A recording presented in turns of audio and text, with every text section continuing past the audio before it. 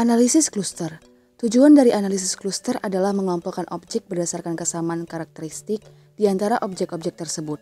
Dengan demikian, ciri-ciri suatu kluster yang baik yaitu mempunyai homogenitas internal, yaitu kesamaan antar anggota dalam satu kluster, dan heterogenitas eksternal, yaitu perbedaan antara kluster yang satu dengan kluster yang lain. Langkah pengelompokan kluster. Pertama, mengukur kesamaan jarak. Kedua, membentuk kluster secara hierarkis. Dan ketiga, menentukan jumlah kluster. Metode pengelompokan kluster. Pertama, metode hierarkis. Memulai pengelompokan dengan 2 atau lebih objek yang mempunyai kesamaan paling dekat.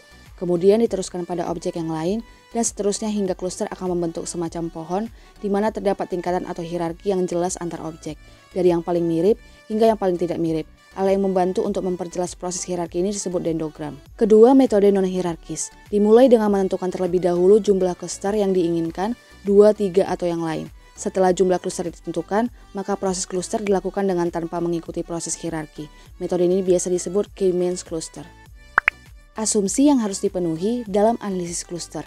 Pertama, sampel yang diambil benar-benar dapat mewakili populasi yang ada. Dan kedua adalah multikolinialitas. Analisis kluster menggunakan metode non-hierarki atau K-means cluster. Jadi, di sini saya memiliki data. Jadi, dari penelitian yang dilakukan terhadap 13 kota, ingin diketahui pengelompokan kota-kota tersebut berdasarkan instrumen 5 variabel, yaitu ada jumlah pendapatan dalam triliun, ada dana hibah, itu dalam miliar, ada konsumsi dalam miliar, ada penduduk dalam juta jiwa, dan jumlah pinjaman pemerintah kota itu dalam miliar. Jadi saya memiliki ada 13 kota di sini dari kota A sampai kota M. Lalu kita buka SPSS kita. Ini saya sudah mengetiknya, saya sudah membuat datanya. Jadi ada jumlah penduduk, ada jumlah konsumsi, ada pendapatan, ada pinjaman. Jadi ini semua dibikin dalam measure yang scale, lalu yang kota itu nominal. Lalu kita buat di sini, kita pilih analyze, lalu kita lakukan dulu uji deskriptif. Nah, ini kita masukkan semuanya ke dalam variabel. Lalu kita centang save standardized values as variables. Kita okekan. Lalu akan muncul hasil seperti ini.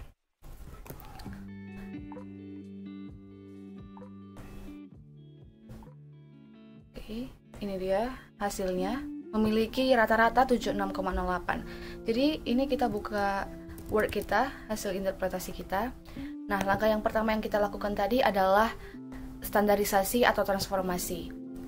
Jadi deskripsi yang kita lakukan tadi itu sebagai dasar perhitungan Z-score untuk nanti kita membuat analisis kluster, metode K-means cluster maupun yang hierarki.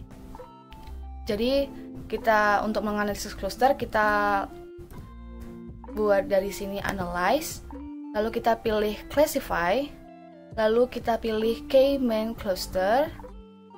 Nah, di sini ada banyak ya. Nah, ini adalah Z-score ini. Inilah yang akan kita gunakan ke dalam kolom variabel. Jadi kita pindahkan semua Z-score-nya ke variabel dan menjadi label cases by itu kotanya. Oke. Lalu kita pilih di sini, kita buat aja 3. Kita centang iterate and classify. Baru kita pilih save. Save-nya itu kita centang cluster membership dan distinct from cluster center continue. Lalu kita pilih option, kita centang ANOVA tables, lalu continue, kita okekan aja. Oke, ini adalah hasil dari SPSS kita, analisis cluster. Yuk kita bahas di tabel interpretasi kita. Oke, ini dia tabel interpretasi kita. Jadi yang pertama, output yang keluar adalah quick cluster atau initial cluster centers. Jadi kita lihat di sini, ini adalah tabelnya ya. Oke. Nah, tabel di atas merupakan tampilan pertama proses clustering data sebelum dilakukan iterasi. Dan untuk mendeteksi berapa kali proses iterasi, kita bisa melihat dari tampilan output yang di bawah atau iteration story. Nah, di sini ada tiga.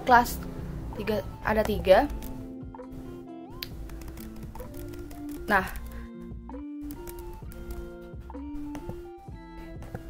proses clustering yang dilakukan melalui 3 tahap iterasi ini untuk mendapatkan cluster, dari tabel di atas disebut bahwa jarak minimum antar pusat cluster yang terjadi dari hasil iterasi adalah 3805. Dari mana kita dapat? Ini dari sini ya.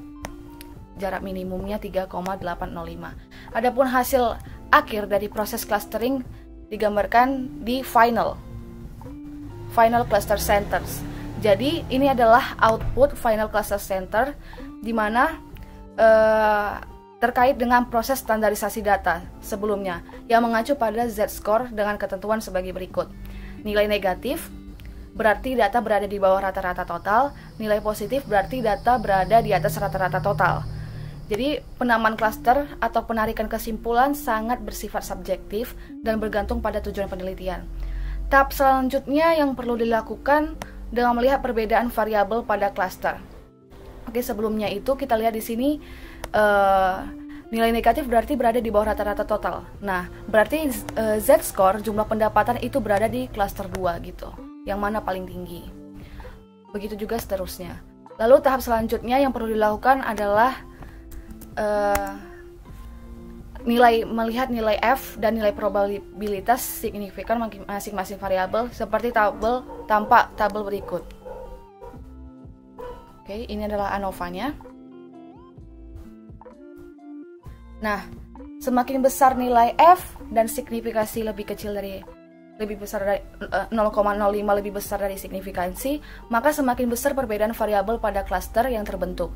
Dengan demikian, hasil klaster yang didapat dalam penelitian ini bahwa untuk instrumen, jumlah pendapatan kota yang paling menunjukkan adanya perbedaan di antara kota-kota pada ketiga klaster yang terbentuk. Hal ini dengan ditunjukkannya nilai F sebesar 7,531, yang ini, dan signifikansi sebesar 0,010. Dan untuk variabel yang lain pun dapat didefinisikan lebih lanjut. Selanjutnya, untuk mengetahui jumlah anggota masing-masing klaster yang terbentuk dapat dilihat sebagai berikut. Ini kita bisa lihat di sini, number of case in each cluster. Jadi ada cluster 1 itu ada 4, cluster 2 ada 4, cluster 3 ada 5, dan totalnya adalah 13. Tidak ada yang missing ya, atau hilang. Jadi cluster 1 ada kota, kita bisa melihatnya dari sini.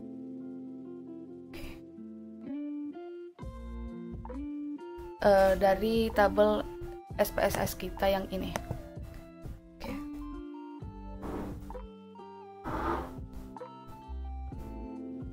Oke, ini dia.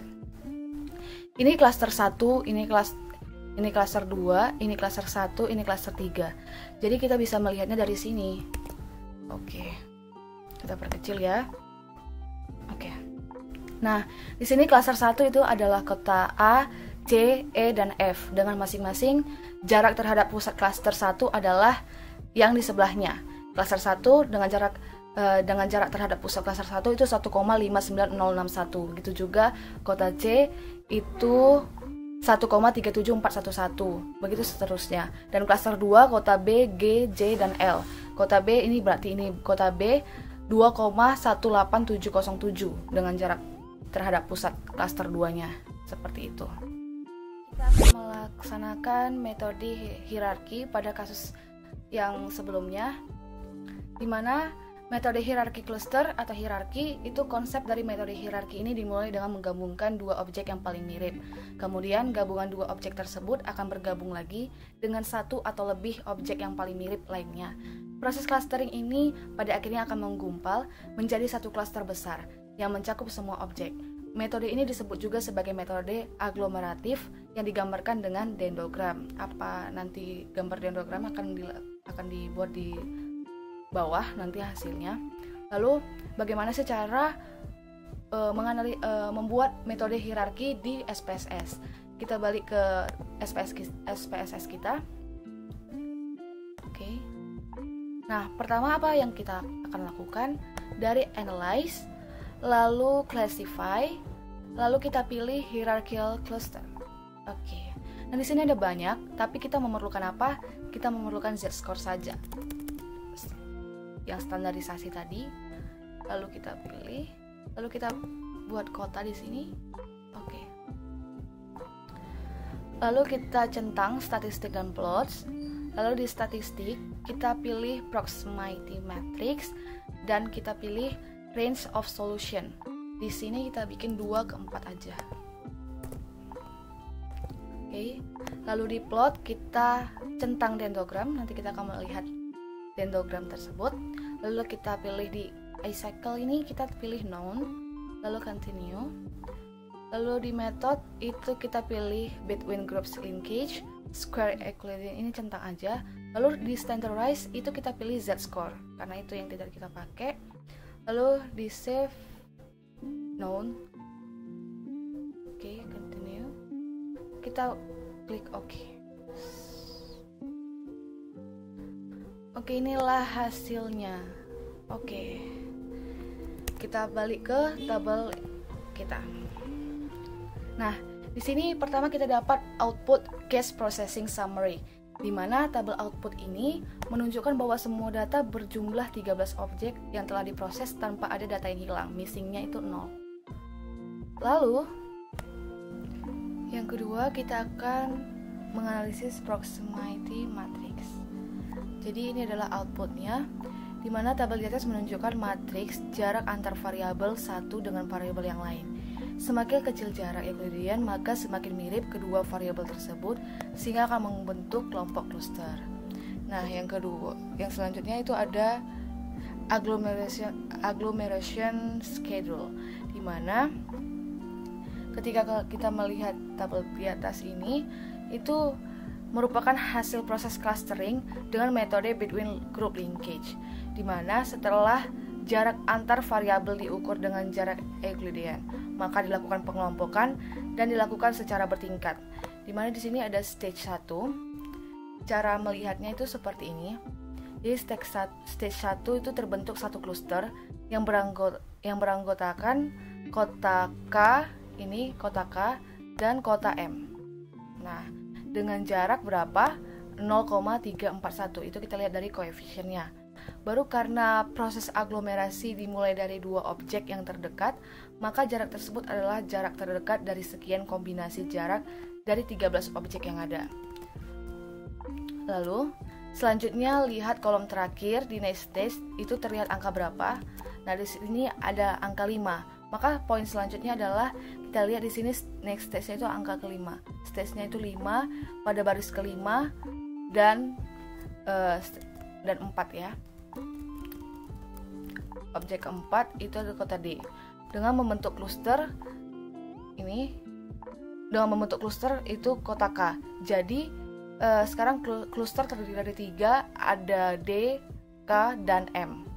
Sedangkan jaraknya sebesar 3,591 ini ya, 3,591 merupakan jarak rata-rata objek terakhir yang bergabung dengan 2 objek sebelumnya, seperti tampak dalam proximity matrix dan dapat dihitung sebagai berikut.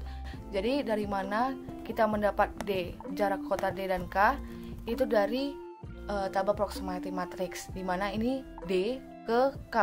K berapa? 3,136. Lalu dari jarak kota D ke M itu 4,047. Maka jarak rata-ratanya 3,136 ditambah 4,047 bagi 2 sama dengan 3,5915 sama dengan 3,591 ini.